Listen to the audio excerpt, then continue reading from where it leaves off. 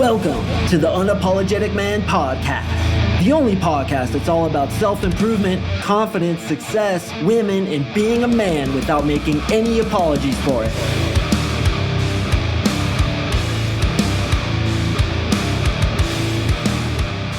What is up, gentlemen? Thank you for tuning in to another episode of the UMP. I really do appreciate it. And today, we are going to talk about role-playing, boys. Role-playing, so powerful to get girls attracted to you. Now, this isn't the role-playing in the bedroom, although that can obviously happen too. Girls like to do that a lot, but this is actually role-playing in conversation. So the reason we do this is because women like to be playful. And you guys always have to remember, like, the most important thing about attracting women is being playful. Not the most important thing, but up there, okay? The most important thing is obviously frame control, leading the conversation, having confidence, all that, but also being playful. Okay, what is that old song that everybody absolutely hates and we wish that it would be removed from history altogether? That's right, girls just want to have fun. Oh my hell, when I hear that song, it's just immediate headache. It's just immediate mental headache that turns into a physical headache, and then I'm popping Advil just to freaking get it out of my head because it's so annoying, but it's true. Okay, girls just want to have fun.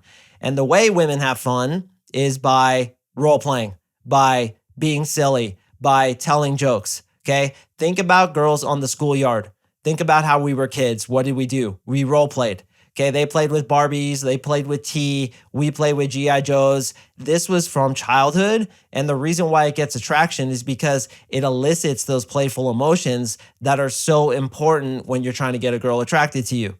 So when you can bring in these playful, and I want to emphasize playful, you're just messing around, kind of elements into your conversations with women, they're going to get way more attracted to you.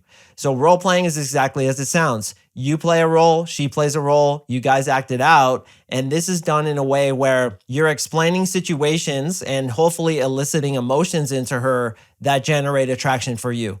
I'm going to explain how to do this as I continue to give examples, but that's the important thing here is you're creating a situation where you guys are role-playing out a scenario where she's getting more attracted to you. Okay, this isn't scenarios where you're trying to pursue her. The scenario is she's trying to pursue you. And when we role-play things out, we actually feel the same emotions as we would if we were actually experiencing them in reality. So that's the power of role-playing is you're creating situations where she's really attracted to you. She is perhaps pursuing you, and she's going to feel those same emotions as she would if she were actually pursuing you or being really attracted to you. Now, a few quick caveats before we get into some of the role-playing techniques, okay? First of all, she has to be at least somewhat attracted to you. If you try to do this with a woman who isn't into you at all, she's going to be like, what the hell are you doing? This is so stupid. So really it works when you've had at least 1 to 2 signs of attraction. But even if she's sweating you from across the room, you can open with these, although I don't suggest it very often. But I will give you a few examples of what's happened to me where I've opened with them, particularly in the cowboy type places, which I'm going to talk about in a second. Okay, so we want to do this when we have several signs of attraction. Okay, what are signs of attraction? I always go over this in the podcast and more specifically in my coaching program, but it's really important that you guys know. So I'm going to review them here.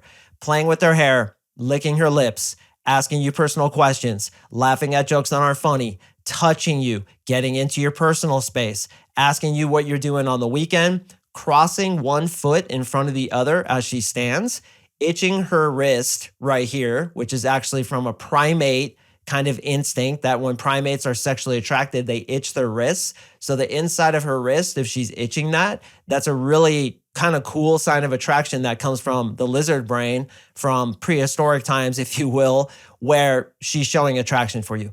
So when you have a couple of those, and you guys can just tell, right? I feel like I always have to explain this to you guys, even my clients, but I'm like, look, this is human nature. You guys just feel it. Like she's just into you. You can tell it in her eyes. You can tell the way she's talking to you. And when guys come into my program, they'll often tell me about situations where girls are doing certain things and they're like, what, was she attracted to me? And I'm like, yes, you idiot. She was totally attracted to you. You should have went for the phone number. And sometimes they don't because they're inexperienced. But when you really just kind of analyze what she's doing, really look at her behavior, you can tell pretty easily if a girl is attracted to you or not attracted to you. Yes, I've had a lot of experience. I've been doing this for multiple decades. I've seen it probably thousands of times, if not over 10,000 times, a woman being attracted to me. So to me, it's so ridiculously obvious, but just look for those signs. Okay. Particularly laughing at jokes that aren't funny seems the most obvious one to me that happens just consistently time and time again. And the general deer in the headlights look. And what I always tell people to imagine is a girl going into Justin Bieber's dressing room before his show. She wins the grand prize of getting to meet Justin Bieber, and she's looking at him with those eyes like, oh my God, right? It's that kind of look that girls get into their eyes. So before we deploy any kind of role-playing situation, you want to make sure that she's at least somewhat attracted to you, because this can go a little bit weird if you don't have that attraction. Now, some of the examples I'm going to give you, some of you may be listening to this and you're going to filter it through your not attracted state. And what I mean is you're going to look at it logically and be like, oh my God, that's so stupid. Why would that ever work?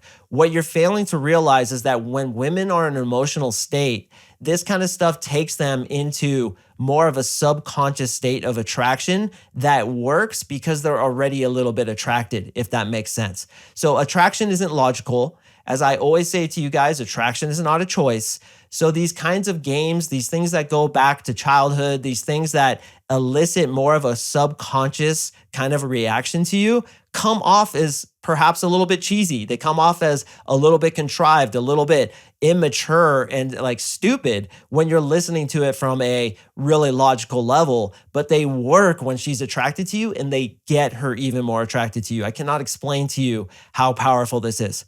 So role playing is exactly as it sounds. She's playing a role, you're playing a role, and you guys are acting it out. As I told you earlier, if she's feeling emotions for you while doing the role playing, and by the way, if you're feeling emotions for her while doing the role playing, you're going to get attracted to her, whether it's real or not. Okay, so very basic role playing. You play, say for example, a cowboy and she plays a cowgirl. And the example I want to talk about is what just happened to me this weekend. I still go out with my girlfriends and we go country swing dancing. Guys, I cannot recommend swing dancing enough. What's cool about swing dancing is it exists on the East Coast, it exists on the West Coast, and it exists in the middle of the United States, which is usually country swing dancing, but it's all generally the same. West Coast swing, East Coast swing, cowboy swing, it's all very similar. And what's badass if you live in Colorado like I do, which for you foreign listeners is right in the middle of the country, and we have a lot of mountains and nature and forests and horses, and we got a lot of people around here that wear cowboy hats. So rocking a cowboy hat to the cowboy nightclub or the swing dance place is totally acceptable. And oh my God, cowboy hats are goddamn girl magnets. They literally install magnets in those things that bring girls to you like you've never seen before.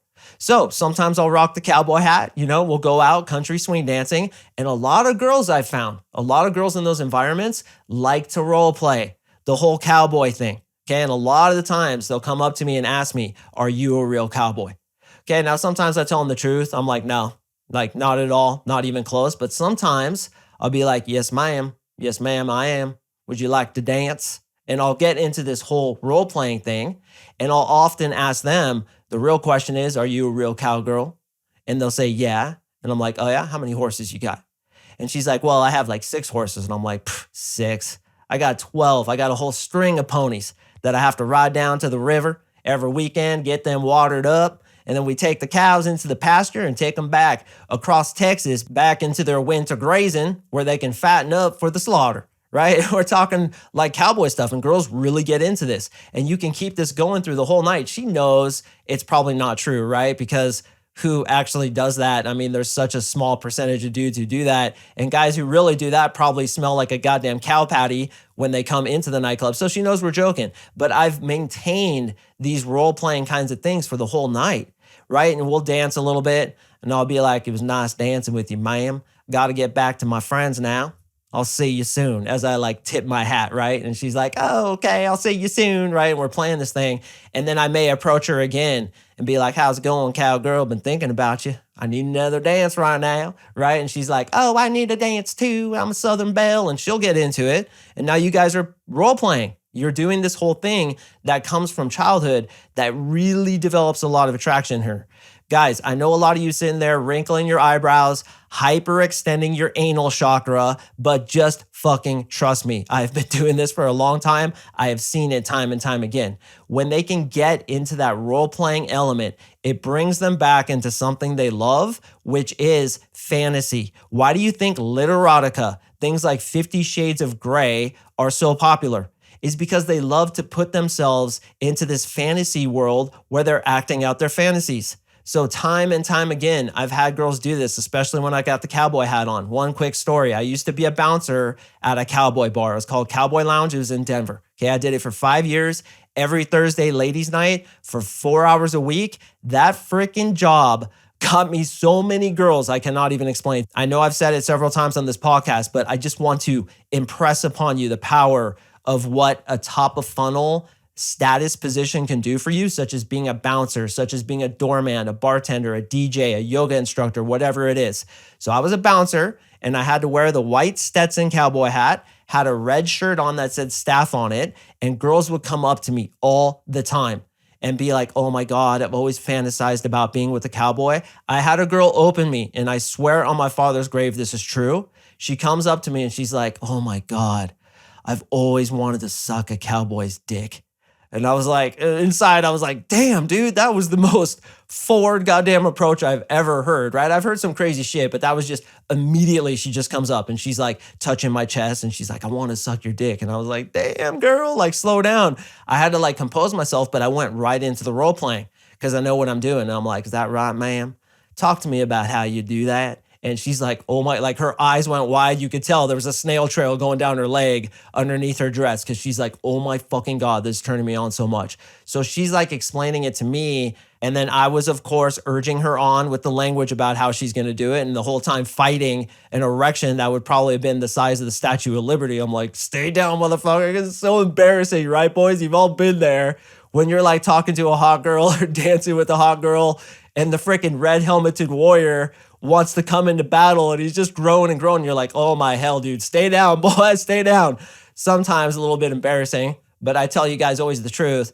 Sometimes when I know I'm going to be in tough situations like that, I'll wear like extra tight underwear just to keep that fucker down. But I'll tell you what, in that situation, oh my hell, man, I almost walked around with a tent in my pants.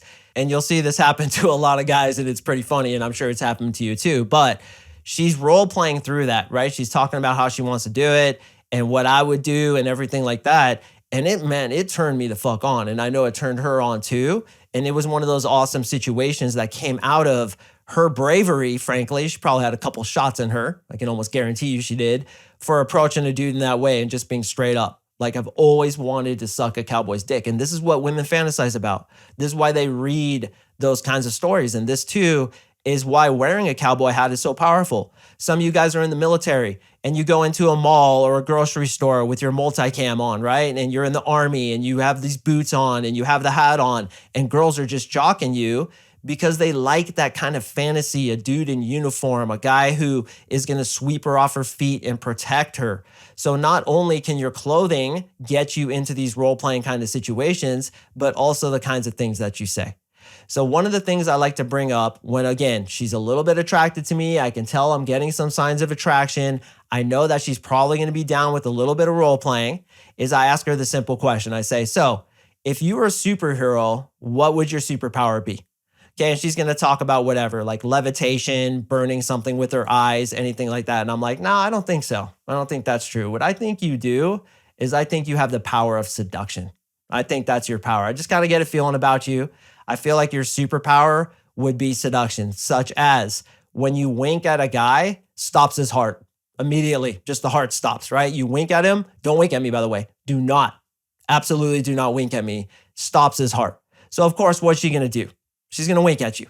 And you're like, and you pretend like your heart stops and you're like, I need another wink to get my heart to start again. As you like put your hand on her shoulder and you're like pretending to be keeled over. Again, guys, you're listening to this from a logical perspective and you're like, bro, that's so lame, dude. My anal chakra is hyperextending right now because I totally disagree. It works. Please, God, in the sky above, trust your Uncle Mark Sing. This shit works. Okay, so you're talking about this. She winks at you, right? And you're like, okay, don't do that again. Definitely don't do that again. And what I definitely don't want you to do is I understand. Now keep this between me, and I don't want you to do this. I understand that you slay guys with your hug. Your hug just absolutely kills men. Do not hug me. Now, again, guys, you're listening to it and be like, dude, that's so contrived and obvious. When she's attracted, she's going to buy into it, even if it is contrived and obvious and like, yeah, he's trying to get me to hug him. She wants to hug you. So now you're giving her the opportunity. One thing I say as a quick side note is whenever I hug a girl, I always say, come here, I'm a hug dealer. H-U-D, dealer. I'm a hug dealer, kind of like drug dealer. Get it? I'm a hug dealer. Come here, give me a hug.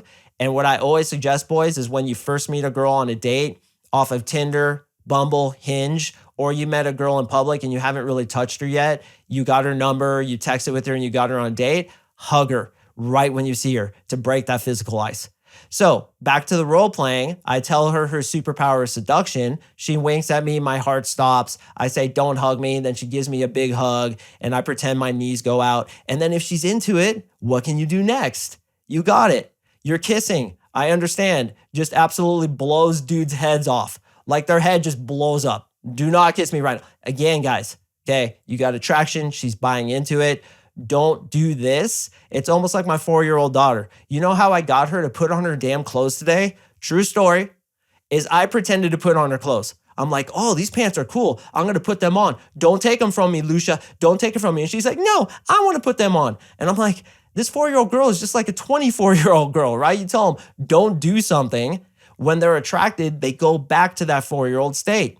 And they say, no, I'm going to do it. Don't hug me. She hugs you, right? Do not whisper in my ear. I understand when you whisper in the ear, it just kills guys.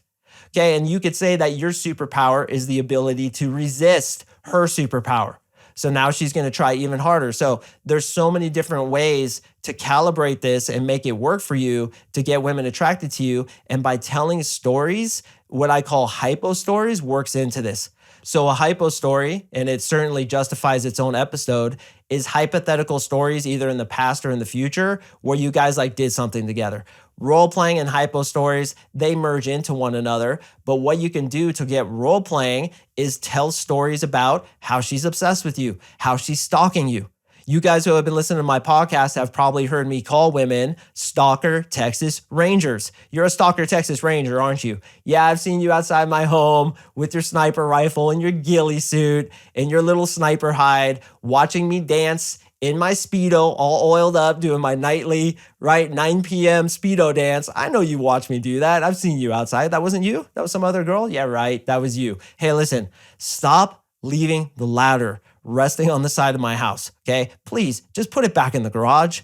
That thing blows over when it gets windy. It almost killed the dog last week. Just put the damn ladder back in the garage. Okay, I know you're obsessed with me. You can't stop thinking about me. I understand. Your friend told me you have a big statue of me in your backyard. It's granite and it says "Lay Champion" chiseled in the granite beneath my feet. I understand, but relax, okay? The picture of me on your ceiling, a little creepy. I kind of like it. Kind of does it for me, but at the same time, it's a little creepy. Okay, stop stalking me. Stop being obsessed with me. Will you stop texting me?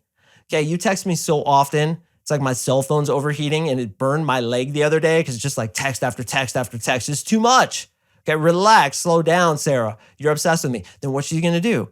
She's gonna be like, no, you're obsessed with me. And she's gonna tell stories about how you're chasing her. Now you guys are developing attraction because again, you're kids on the play yard, just making stuff up, role playing, pretending she's this, pretending you're that, and you guys act out these stories. Another thing I often say is, if you were a police officer and I was a criminal, I'd sweet talk my way out of custody. I'd so sweet talk my way out of it. And she'd be like, no, you wouldn't. And I'd be like, officer, I just have to tell you that when you look at me like that, it kind of makes me want to run, right? I kind of want to run from you. Thinking about running right now. And then you turn around and you pretend to run and she grabs your hand and then like you grab her wrist and you pull her in and you're like, not today, officer.